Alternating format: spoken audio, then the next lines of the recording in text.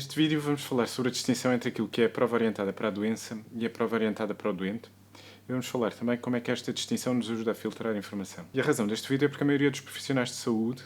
tem pouco tempo para se manter atualizado e por isso devemos procurar rentabilizar o tempo que utilizamos para aprender coisas que servem para modificar a nossa prática clínica. Então, idealmente, nós devíamos focar-nos em informação que é relevante para a prática clínica, que é conhecimento correto e que necessite de pouco esforço para nós obtermos essa informação.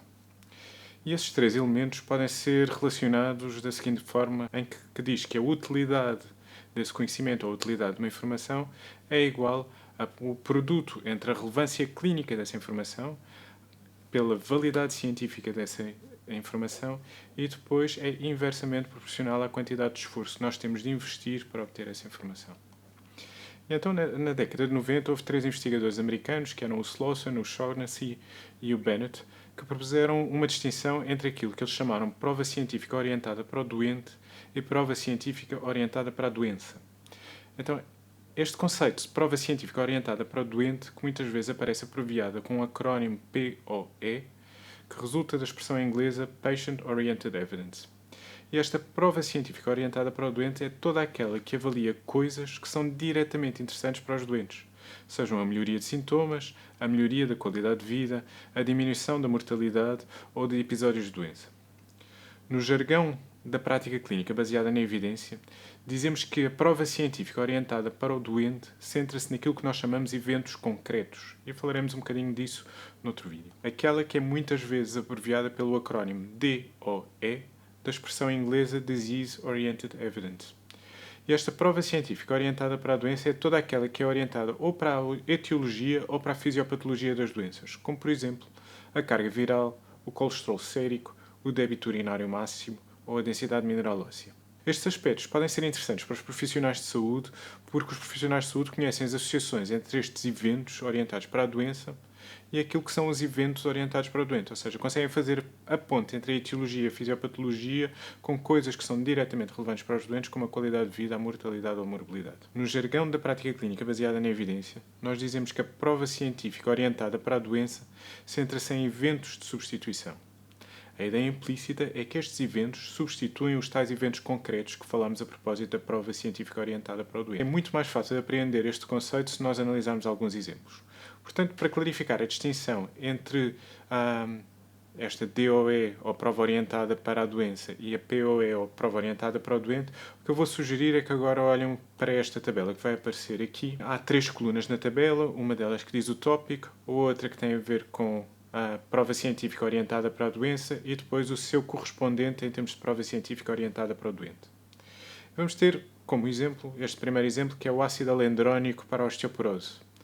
Então, um exemplo de prova orientada para a doença seria a prova sobre o efeito na densidade mineral óssea e o seu correspondente orientado para o doente é o evento fratura do colo do fémur. Se olharmos para este outro exemplo, que são os inibidores da enzima conversora da angiotensina para a hipertensão, o evento orientado para a doença será a pressão arterial e a prova orientada para o doente, se calhar, vai se concentrar naquilo que nós chamamos de eventos cardiovasculares. Se estivermos a pensar na DPOC e na utilização de brometo de ipatrópio, a prova orientada para a doença poderia refletir-se ou podia ter como objetivo avaliar o impacto no débito forçado expiratório máximo no primeiro segundo.